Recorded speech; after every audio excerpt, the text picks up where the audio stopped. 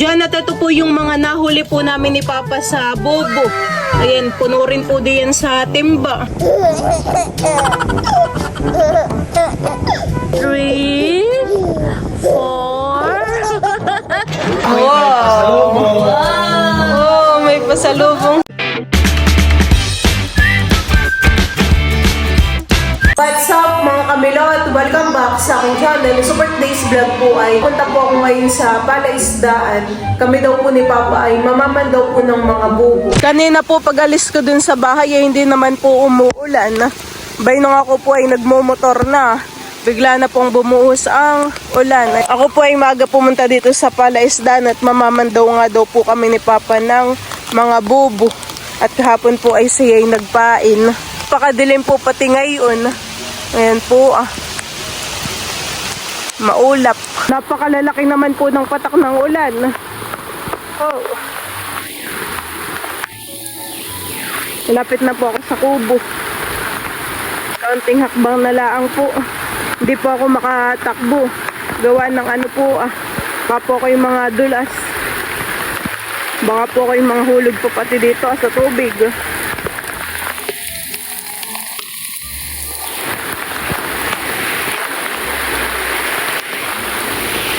Sila mama po yata ay tulog pa.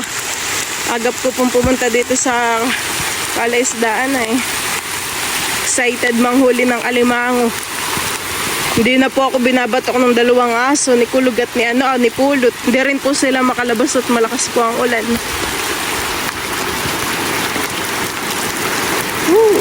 Buti po at nagkakaroon po ulit ng laman itong drum Ako po'y kukuha at ako po'y maghugas ng aking paa.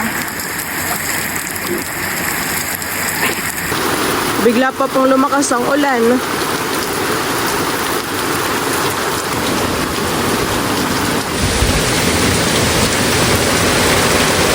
Napakadilim din po din sa ilog.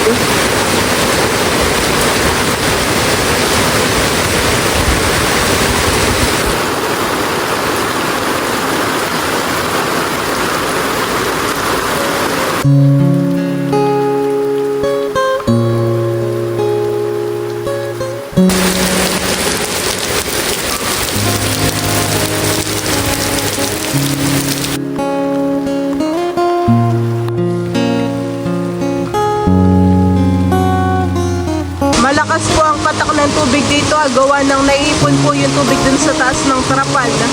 Dapat po pala ito'y nasasahudan din. At ayan po ang maraming natulo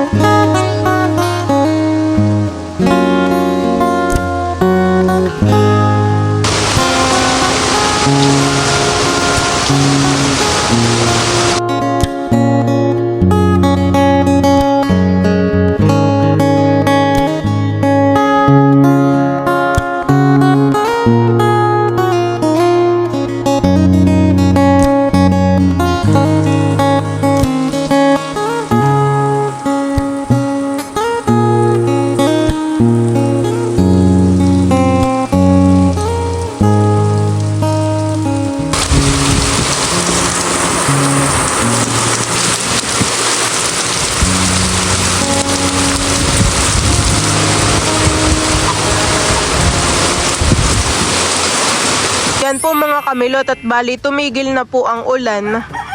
Bay nakibigla pong sumikat naman ang araw. Ayun, uminit na po.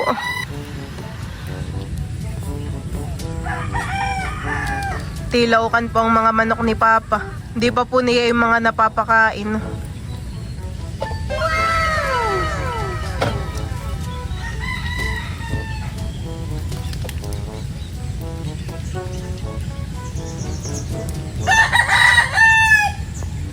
Kami po muna nila mama ay magkakape. Ako naman po ay meron po diyang dalang creamy white.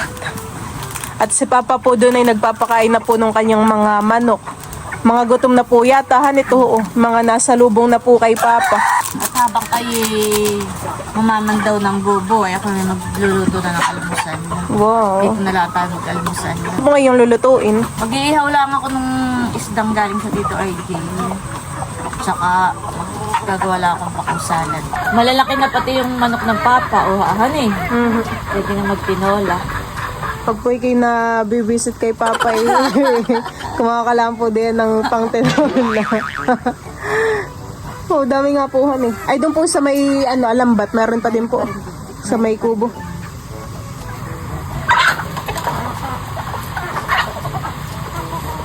Pati po mga bibi ay nakikisalo na rin po dun. Yun pong alaga po naming bibi ay pinakaluan na po ni Papa.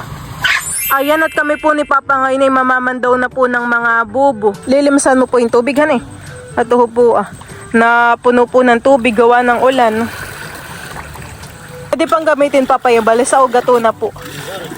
Oo, gato na. Baka po yung pa may mapasabit pa han eh. Nababasag na pati yung kawayan. Nababasag na po pala yung kawayan. Yan po pala yung mabilis lang ding maanahan eh, masira. Kaya yung bangka pong ayan, yung blue ay pinasok na po dito sa loob.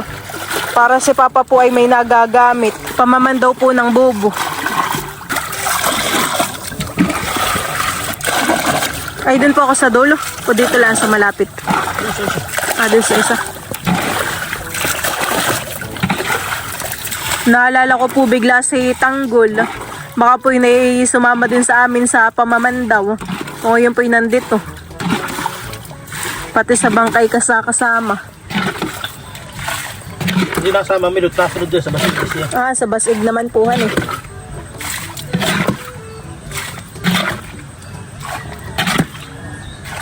Side naman po yung tubig. Tayo po agad ay meron pong papandawin na bubo. Ito po dito lang sa labas po ng prinsa. Ano kayang huli? Ito po nung hapon mo ipinain. Alimangong mataba. Ayan po Ito lang po natin sa nakimabubuksan na papay. Tayo po muna sa dulo, dito na sa malapit. Maaraw na. Kanina po yung lakas ng ulan. Parang medyo malalim po ngayon ng tubigan eh. Wala ng ulan. Natalab sa kupa mamaya. Naipon po dito sa loob. Ilan pa ang ipinain mo dito? Dami. Marami. At kami po ngayon ay magbebenta po sa palengke. Parang medyo maliit pa papahan. Payat pati. Meron po.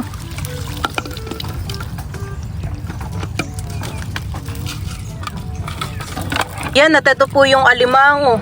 Ay malaki na papahan eh. Ito na kay payat ito. Kapag po payat ay pinapakalpasan po ni Papa. Parang mga katatanim lang din po Papa itong mga niyugan eh. At maliliit pa po yung puno. Abay, pero may bunga na po.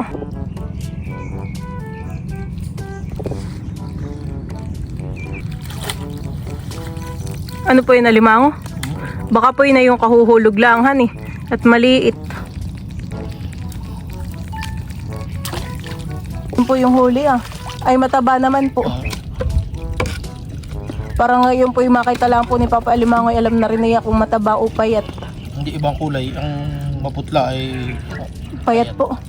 Kapag po halimbawa red na red yung kulay na yan eh. parang madilaw. Kalawangin na. Mataba na po pala yung ganayon. Kami po dito na sa side po. Namamandaw ng mga bubo.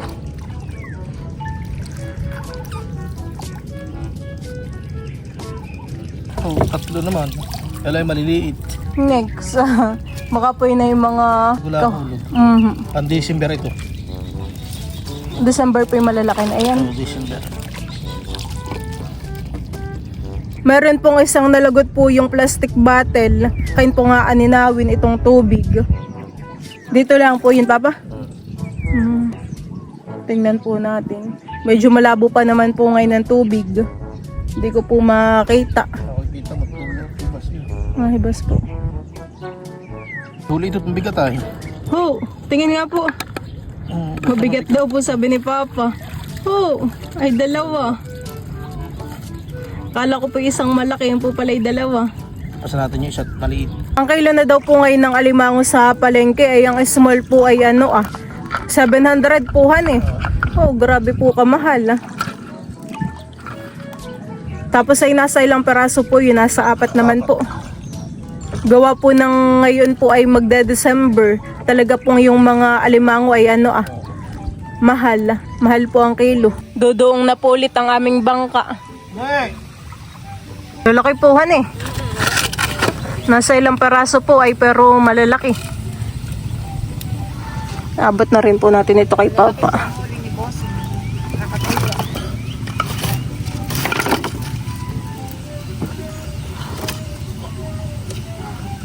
Ho! Dalawahan eh. Pinalangoy na po ni Papa isang alimango.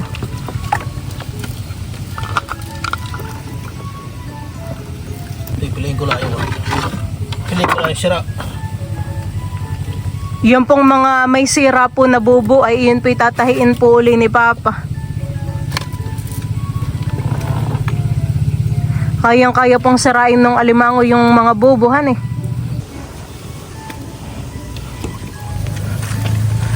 Nakasunod si Pulot. Bali yan po mga kamilot at ipapakita ko po sa inyo yung mga nahuli po namin ni Papang alimango po diyan sa bubo. Ayan po, laki po na yung isang iyan. Tingnan po natin kung gaano po siya kahaba at kalapad. Aba, ayan po lampas po ng aking palad. Grabe po yung sipit. Laki. Parang braso na po ni Teo. Malaki po. Tapos ay bay di pa po yung iba. Ito po ay babae. Oh, taba.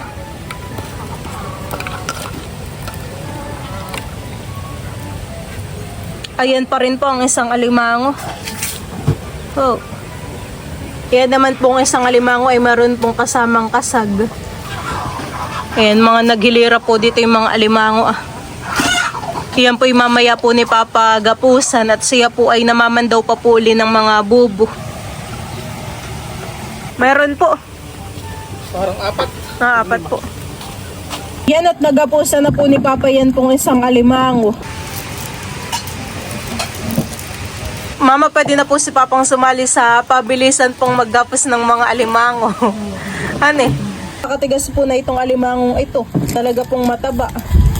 Ito po pati ay meron sigurong aligi. Oh. Dito po ang lagayan sa timba. Ano pong isasama sa mga kasamahan.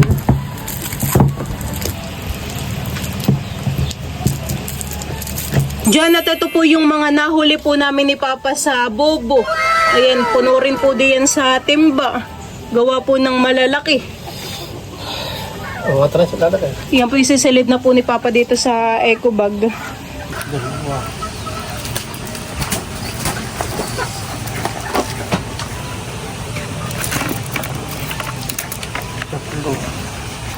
Ilang paraso po kaya? Ayan, han eh.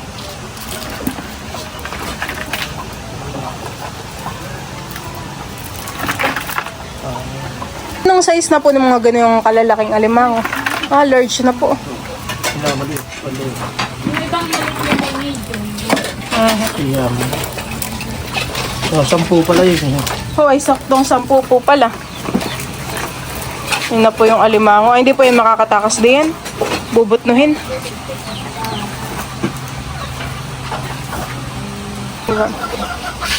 Yun. Isa 10 piraso. Na 10 peraso, ilang kilo po kayahan eh. Kapag tinimbang. Ready na pong dalhin sa palengke.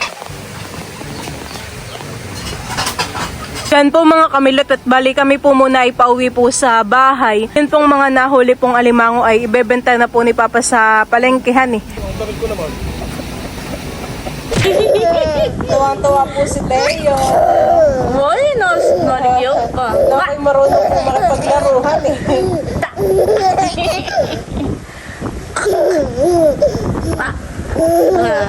Nangaaga. Bawal.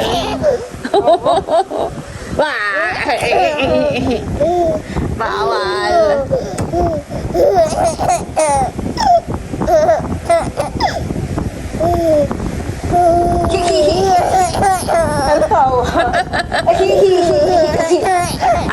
hindi iyak mamaya. Oh, tuwag-tuwag.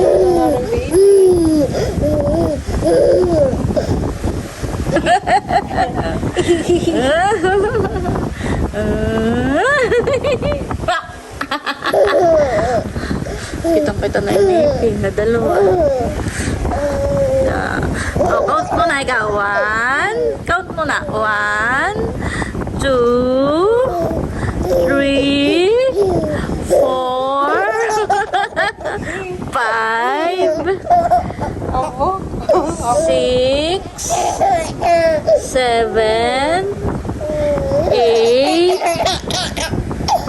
9, 10.